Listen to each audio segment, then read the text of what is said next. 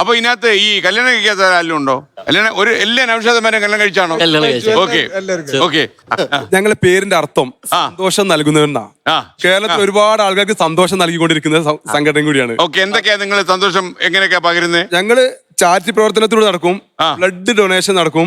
അതുപോലെ ഞങ്ങള് ആളുകൾക്ക് വേണ്ട പൊതുസമൂഹത്തിൽ എന്തെങ്കിലും ആവശ്യങ്ങളോട് അറിയിച്ചാല് ഞങ്ങൾ അത് ചെയ്തു കൊടുക്കും. ഇപ്പോ കഴിഞ്ഞ 2 വർഷം മുമ്പ് കോഴിക്കോട് ബീച്ച് ഹോസ്പിറ്റലില് അവിടുത്തെ ഡോക്ടർ പറഞ്ഞ് ഞങ്ങൾക്ക് ഡയാലിസിസ് ചെയ്യുന്ന ആൾക്കാർക്ക് OT ഡ്രസ് വേണം പറയും. നിങ്ങൾക്ക് പിരിവുണ്ടോ? പിരിവ് ഞങ്ങളില് പിരിവ് എടുക്കണല്ലോ. പിരിക്കത്തേ ഉള്ളൂ. അതെ, അത്രേ ഉള്ളൂ. നാട്ടുകാരെ പിരിയാൻ ഞങ്ങളിൽ നാട്ടുകാരെ പിരിക്കും. ഇല്ലല്ല, അവിടെ ആരോഗ്യ ഷേപ്പ് അങ്ങ് മാറും. അങ്ങനെയല്ല. ഞങ്ങൾ നിശ്ചിത തുക എടുത്തിട്ട് അതിൽ വിധം വെച്ച് അത് OT പ്രൊഡ്യൂസറെ കയറി പിരിക്കാറുണ്ടോ? തീർച്ചയായിട്ടും. അദ്ദേഹം എനിക്കൊന്ന് ഇദ്ദേഹം സിനിമ പിടിക്കേണ്ട തീരുമാനിച്ചു. അതല്ല, ഞങ്ങള് പാലക്കാട് ജില്ലയില് ഒരു ഓട്ടോ വേണമെന്ന് പറഞ്ഞപ്പോ അത് ദൈവാനുഗ്രഹം കൊണ്ട് ഞാൻ അതൊരു ലോറിയാക്കി തരാന്ന് പറഞ്ഞു. ഒരു ഡ്രൈവർക്ക് വേണ്ടി, പാവപ്പെട്ട ഡ്രൈവർക്ക് വേണ്ടി. ആര് പറഞ്ഞു? ഈ മനുഷ്യൻ ചില്ലറയല്ലോ. എങ്ങനെ സിനിമ പിടിക്കാൻ പോയി? അതിന്റെ ഇടയ്ക്ക് നടക്കുന്നുണ്ട്. ഞങ്ങളെ ചേർത്ത് നിർത്തുന്നുണ്ട്.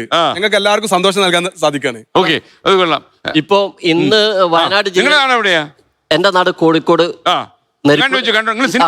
അല്ലാതെ സിനിമയിൽ അഭിനയിച്ചാൽ പിന്നെ നമ്മള് GTech കമ്പ്യൂട്ടർ എഡ്യൂക്കേഷൻ അവിടെ വന്നു നമ്മൾ ഒരുമിച്ച് ഫോട്ടോ എടുത്തു. ഞാൻ സാധാരണ ഈ നല്ല ആൾക്കാരെയും സാമൂഹ്യ വിരുദ്ധന്മാരെയും മറക്കത്തില്ല.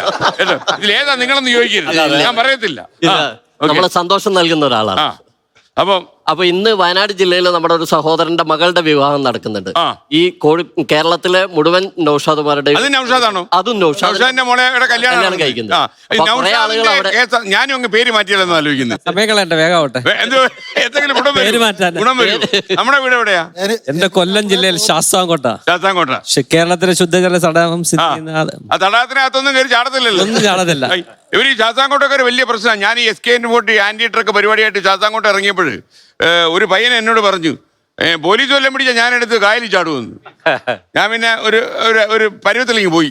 അല്ല, അന്നത്തേന് ശേഷം SK ശുദ്ധനായി, ഞാനും ശാസ്താംകോട്ടയും ശുദ്ധം. ഞാനും നേരെയായി. അതെ, നേരെയായി. ഓക്കെ.